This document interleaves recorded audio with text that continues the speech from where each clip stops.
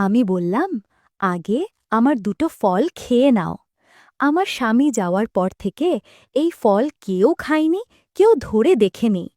তুমি আগে ফল দুটো খেয়ে নাও, তারপর আমি তোমার ব্যাগ থেকে প্রসাদ বের করব। আমি জানি অনেক প্রসাদ জমে আছে। রাতের আধারে আমি কিভাবে প্রসাদ খেলাম তা ভুলা যাবে না। আমি অনুষ্কা, ২৮ বছর বয়সী এক সুন্দরী নবযুবতী, বিবাহিতা। আমার স্বামী রক্তিম আর ৩ বছরের ছেলে অপুকে নিয়েই আমার সোনার সংসার। রক্তিম একটা প্রাইভেট ফার্মে উচ্চ পদেই চাকরি করে। আমার ৩ জনের ভালোই চলতে থাকা এই সুখের সংসারে হঠাৎ একদিন একটা ঝড় উঠল। না না, আমাদের দুজনের মধ্যে কোনো ঝগড়া বা মনমালিন্য হয়নি। আসলে ওই ঝড়টা এসেছিল কোনো এক প্রত্যন্তর গ্রামে রক্তিমের বদলি হয়ে যাবার ফলে। প্রথমে আমি ব্যাপারটা শুনে ভয়ে কেঁপে উঠেছিলাম এবং আমার ছেলেকে নিয়ে তার সাথেই গ্রামে গিয়ে থাকতে চেয়েছিলাম। কিন্তু ওই প্রত্যন্তর গ্রামের পরিবেশে বাচ্চা নিয়ে থাকা মোটেই সম্ভব ছিল না। তাই চাকুরি বাঁচানোর জন্য রক্তিমকে সেখানে একলাই চলে যেতে হয়েছিল। আমি বুঝতেই পারছিলাম না, রক্তিমের সঙ্গ না পেলে আমি থাকবই বা কিভাবে। কোনো বিবাহিতা নবযুবতীর ক্ষেত্রে দিনের পর দিন, রাতের পর রাত স্বামী ছাড়া থাকাটা যে কতটা কষ্টকর আমি সহজেই অনুমান করতে পারছিলাম।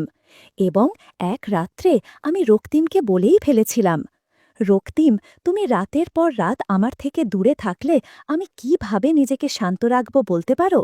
ভাবতে পারো, তোমার যন্ত্র না পেলে আমার গাছের ফল সব শুকিয়ে যাবে। রক্তিম হেসে ইয়ার্কি করে বলেছিল, অনুষ্কা, তুমি অত চিন্তা করো না। আমি তোমার জন্যে অন্য কোনো বিকল্প ব্যবস্থা করেই ফেলব, আর নিজের জন্যে ওই গ্রামেই কোনো বিকল্প বউ খুঁজে বের করব, যে আমাকে সময় দেবে। কথাটা ওই সময় হাসির ছলে বলে থাকলেও রক্তিম আমার জন্য বাস্তবেই নতুন এক বৈচিত্র্যময় ব্যবস্থা করেছিল, যেটা আমি প্রথমে ভাবতেও পারিনি। একদিন রক্তিম অফিস থেকে ফিরে আমায় বলল, অনুষ্কা, আমি কাজের সুবাদে অন্য শহরে বদলি হয়ে গেলে বাড়িতে তোমার আর অপুর একলা থাকা মোটেই সুরক্ষিত হবে না। তাছাড়া একলা থাকলে তুমি রাত বেরাতে কোনো প্রয়োজন পড়লে কারুর সাহায্য পাবে না। তাই আমি ভাবছি আমাদের বাড়িতে একটা পেইং গেস্ট রাখব, যাতে সেই সুবিধা অসুবিধায় আমার অনুপস্থিতিতে তোমার পাশে দাঁড়াতে পারে। আজই আমার এখানের অফিসে নতুন এক কর্মচারী কাজে জয়েন করেছে। ছেলেটির মাত্র ২৩ বছর বয়স। সে খুবই মেধাবী এবং এখনও অবিবাহিত। সে এখানে থাকার জন্য বাসস্থান খুঁজছে। আমি ভাবছি তাকেই আমার বাড়িতে পেইং গেস্ট রাখব।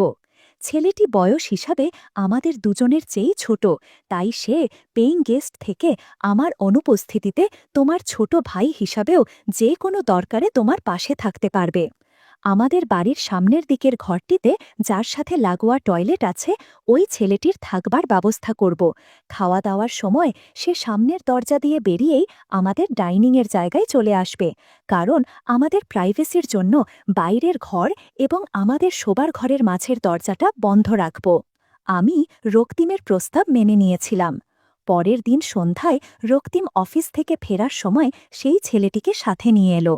কি সুদর্শন চেহারা ছেলেটার, তেমনই সুন্দর তার চালচলন, ঠিক যেন সাক্ষাৎ কোনো হিন্দি সিনেমার নায়ক। ছেলেটা প্রথম দেখাতেই যেন আমার মনের ভিতর জায়গা বানিয়ে নিল। আমার মনের ভিতর তার প্রতি একটা আকর্ষণ তৈরি হয়ে গেল এবং দুষ্টু বুদ্ধিও নাড়া দিতে আরম্ভ করল। আমি মনে মনে ভাবলাম, রক্তিমের অনুপস্থিতিতে যদি এই ছেলের সাথে সময় কাটাতে দারুণ হবে। হঠাৎ ওই ছেলেটারই ডাকে আমার যেন স্বপ্ন ভাঙল। ছেলেটা নিজেই অত্যন্ত মৃদু গলায় হাসি মুখে শুভেচ্ছা বিনিময় করে বলল, ভাবিজান, আমি জাহির খান, গতকালই এই অফিসে কাজে ঢুকেছি। রক্তিম স্যার নিজের বাড়িতে আমায় আশ্রয় দিচ্ছেন, তার জন্য আমি আপনাদের দুজনের কাছে ভীষণ কৃতজ্ঞ। আমার জন্য আপনাদের কোনো অসুবিধা না হয় সেটা আমি সবসময় খেয়াল রাখব। স্যার তো বাইরে চলে যাচ্ছেন, তাই ওনার অনুপস্থিতিতে আপনার যা কিছু প্রয়োজন হয় আপনি আমায় আদেশ করবেন, আমি সেটা করার চেষ্টা করব। ছেলেটার কথা শুনে আমার মনে অদ্ভুত অনুভূতি হল। আরে, ছেলেটা তো তাহলে মুসলিম, ওর সাথে গল্প করলে মন্দ হবে না। ধ্যাত, আমি এসব কি ভাবছি, আমার নিজেই নিজের ওপরেই লজ্জা হল। রক্তিম জাহিরকে উষ্ণ অভিনন্দন জানিয়ে বলল, জাহির, তুমি আমার আর অনুষ্কার চেয়ে বয়সে অনেক ছোট, তাই তুমি করেই বলছি, তুমি কিছু মনে করছো না তো? তোমার যখন যা কিছু প্রয়োজন হবে তোমার ভাবিজানকে বলে চেয়ে নেবে। এসো, তোমায় আমি তোমার ঘর দেখিয়ে দিচ্ছি। তুমি একটু ফ্রেশ হয়ে নাও, তারপর আমরা একসাথে বসে চা খাব। আর হ্যাঁ, তুমি যখন অনুষ্কাকে ভাবিজান বলে সম্বোধন করছো তখন তাকে আর আমায় আপনি না বলে তুমি করেই বলবে। সেটা আমাদের দুজনেরই অনেক বেশি ভালো লাগবে। সে ঘরে ঢুকে কিছুক্ষণের মধ্যেই নিজের সব জিনিসপত্র সুন্দরভাবে গুছিয়ে পোশাক পাল্টে নিয়ে ডাইনিং টেবিলে এসে বলল, ভাবিজান, চা দাও। তখন জাহিরের পরনে ছিল পায়জামা এবং হাতকাটা পাতলা পাঞ্জাবি। আমি পরেছিলাম হাতাকাটা ব্লাউজ আর একটা শাড়ি। জাহির আসার সাথে সাথেই আমার ৩ বছর বয়সী ছিঁড়ের সাথে ভাব জমিয়ে ফেলল এবং তার সাথে খেলা শুরু করে দিল। রাত্রি ভোজনের পর জাহির আমাদের দুজনকে শুভরাত্রি জানিয়ে নিজের ঘরে চলে গেল। ২-১ দিনের মধ্যেই জাহির আমাদের সাথে ভীষণভাবে মিশে গেল। তাও রক্তিমের সামনে আমি জাহিরের সাথে যথেষ্টই দূরত্ব বজায় রাখতাম। খুব শীঘ্রই রক্তিমের স্থানীয় অফিস ছেড়ে নতুন জায়গায় বদলি হওয়ার সময় চলে এলো এবং একদিন সে আমাকে আর অপুকে ছেড়ে গ্রামে চলে যেতে বাধ্য হল। কয়েকদিন আমার খুবই মন খারাপ লাগছিল, কিন্তু আস্তে আস্তে সময়ের সাথে আমি রক্তিমের অনুপস্থিতি সইয়ে উঠতে লাগলাম। রক্তিম চলে যাবার পর জাহির আর আমার মধ্যে বন্ধুত্ব আর ভরসা আরও অনেক বেশি বেড়ে গেল। জাহির অপুর খালার সাথী হয়ে যাবার সাথে বাড়ির কাজেও আমাকে খুব সাহায্য করতে লাগল। কিন্তু প্রতি রাতে বিছানায় শুইতে গেলেই আমার কেমন যেন মনে হতো, শুধু এপাশ ওপাশ করে ছটপট করতাম। সেদিন সন্ধে থেকেই ঝিরঝির করে বৃষ্টি হয়ে চলেছিল। বৃষ্টির টুপটাপ শব্দ পরিবেশটাকে যেন অনেক বেশি রোমান্টিক করে তুলছিল। জাহির আমায় বলল, ভাবিজান, তুমি কেমন যেন মনমরা হয়ে আছো। ভাইজান জানতে পারলে কিন্তু আমার ওপর ভীষণ রাগ করবে। শোনো, আজ রান্নার ছুটি। আজ আমরা ৩ জনে একটা সিনেমা দেখব, তারপর একটা ভালো রেস্টুরেন্টে ডিনার করব। আজ কিন্তু সব খরচ আমার, তুমি কোথাও কোনো টাকা দেবে না। আমারও এই পরিবেশে বাড়িতে থাকতে আর যেন ভালো লাগছিল না। তাই আমি জাহিরের প্রস্তাবে রাজি হয়ে ছেলেকে তৈরি করে নিজের পোশাক পাল্টে নিয়ে বেরোনোর জন্য তৈরি হয়ে গেলাম। সেদিন আমার পরনে ছিল জিন্সের প্যান্ট এবং টি শার্ট, যেটা সাধারণত আমি রক্তিমের সাথে বেড়াতে যাবার সময় পরতাম। এই পোশাকে আমাকে খুব মানায়, ওড়না পরি না বলে বেশি আকর্ষণীয় লাগে। জাহির আমার দিকে এক পলক তাকিয়ে মুচকি হেসে বলল, ওয়াও, কি ড্রেস দিয়েছ ভাবিজান, তোমায় তো একদম ২০ বছরের নবযুবতী মনে হচ্ছে। আমি লজ্জা পেয়ে বললাম, আচ্ছা, ভাবিজানের রূপের অনেক গুণগান করেছ, এবার বাড়ি থেকে বের হও, তা না হলে সিনেমা আরম্ভ হয়ে যাবে। আমরা ৩ জনে মিলে একটা ক্যাবে সিনেমা হলে পৌঁছালাম। তখনও বেশ ঝিরঝির করে বৃষ্টি পড়ছিল। সিনেমা হলে আমি এবং জাহির পাশাপাশি বসলাম এবং আমার অন্য পাশে অপু বসেছিল। সিনেমা শুরু হবার পর হল পুরো অন্ধকার ছিল। এ সময় জাহিরের হাতের সাথে আমার হাতের স্পর্শ লাগছিল। বারবার মনে হচ্ছিল জহিরকে কাছে টেনে নেই, কিন্তু ভদ্রতার খাতিরে তা বলতে পারছিলাম না। সিনেমার শেষে আমরা ৩ জনে একটা দামি রেস্টুরেন্টে ডিনার সারলাম। জাহির আমার প্লেটে এতটাই খাবার তুলে দিয়েছিল যে আমি শেষ করতেই পারছিলাম না। আমার অবস্থা দেখে জাহির বলল, ভাবিজান, একদম জোর করে খাবে না, তুমি একদম চিন্তা করো না, আমি তোমার সমস্ত অবশিষ্ট খাবার খেয়ে নিচ্ছি। আমি সাথেই বাধা দিয়ে বললাম, না না জাহির, সেটা হয় না, তুমি কেন আমার এটো খাবার খাবে? প্রত্যুত্তরে জাহির মুচকি হেসে বলল, কেন ভাবিজান, দেওর কেন তার আদরি ভাবিজানোর প্রসাদ খেতে পারে না? আমি নিশ্চয়ই আমার সুন্দরী ভাবিজানের প্রসাদ খাব। এই বলে জাহির জোর করে আমার এটো প্লেট থেকে কাবাবের উচ্ছিষ্ট অংশটা তুলে খেয়ে ফেলল। জাহির আমার উদ্দেশ্যে দুটো বিশেষণ ব্যবহার করেছিল, আদুরি আর সুন্দরী। এই দুটো শব্দ তার মুখ থেকে কি অজান্তেই বেরিয়েছিল, নাকি সে কোনো ইঙ্গিত দিয়েছিল? জাহিরের এই সম্বোধন দুটি আমার মনটাকে অস্বস্তিতে ফেলে দিচ্ছিল। ডিনারের শেষে ক্যাব ভাড়া করে আমরা ৩ জনে বাড়ি ফিরে এলাম এবং নিজেদের ঘরে ঢুকে গেলাম। তখনও বেশ ঝমঝমিয়ে বৃষ্টি পড়ছিল, তার ফলে কেমন যেন একটা কামের পরিবেশ সৃষ্টি হয়েছে। আমার ছোট্ট অপু ক্লান্ত হয়ে গভীর ঘুম দিচ্ছিল, অথচ আমার চোখে ঘুম চলে গেছিল এবং মনের মধ্যে দুটো শব্দ, আদুরি আর সুন্দরী, বারবার নাড়া দিচ্ছিল। আমি আমার আর জাহিরের ঘরের বন্ধ দরজাটার দিকে তাকালাম। এই দরজাটার ওপারেই জাহির আছে। ভাবলাম জহির কি করছে একটু দেখা দরকার। তখন আমার পরনে ছিল নাইটি। ওই অবস্থাতেই আমি মাঝের দরজার কাছে গিয়ে ছিটকিনিটা নামিয়ে কপার দুটো খুললাম। জাহিরের ঘরের ভেতরের দৃশ্য দেখে আমার চোখ কপালে উঠে গেল।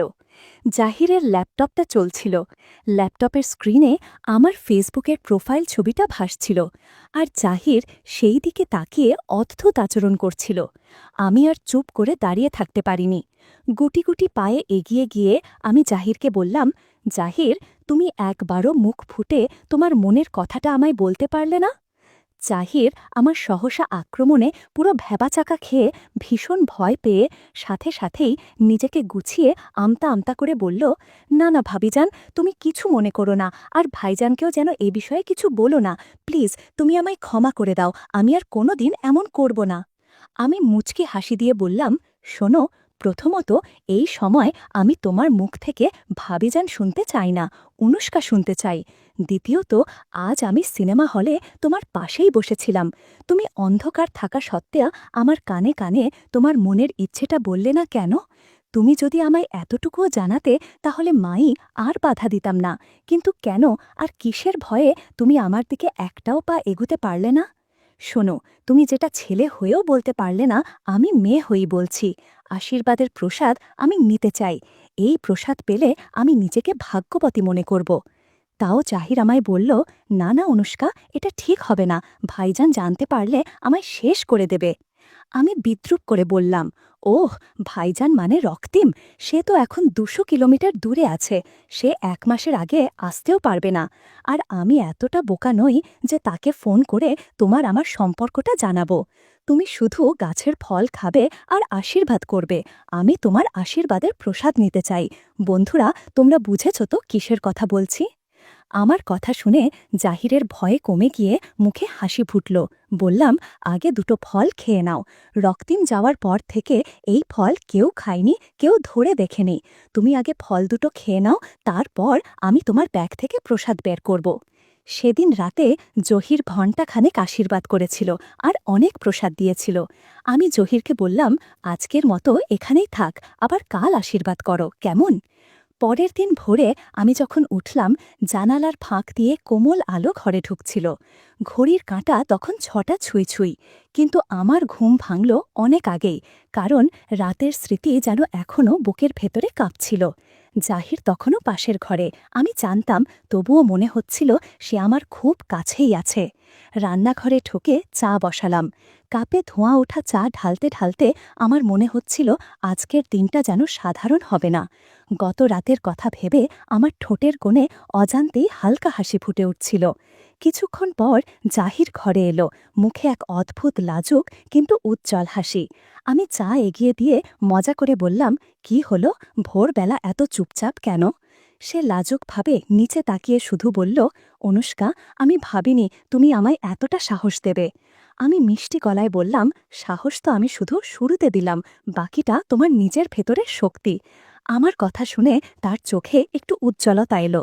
চা খাওয়া শেষ হতেই আমি বললাম, চলো বাগানে যাই, সকালবেলার হাওয়া আজ বেশ সুন্দর। আমরা দুজন উঠোন পার হয়ে বাগানে গেলাম। কচি রোদ আর হালকা শিশির মাখা ঘাস পায়ের নিচে ভিজে ভিজে লাগছিল। আমি একটা আম গাছের নিচে দাঁড়িয়ে হঠাৎ বললাম, জাহির, জানো তো, কাল রাতের মতো মুহূর্ত বারবার আসে না, কিন্তু যদি তুমি চাও আমরা প্রতিদিন একটু একটু করে সেই অনুভূতিটা বাঁচিয়ে রাখতে পারি। জাহির একটু কাছে এসে দাঁড়ালো, তার চোখে আবার সেই দ্বিধা রাখা দিল। আমি মৃদু হেসে বললাম, আবার ভয় পাচ্ছ?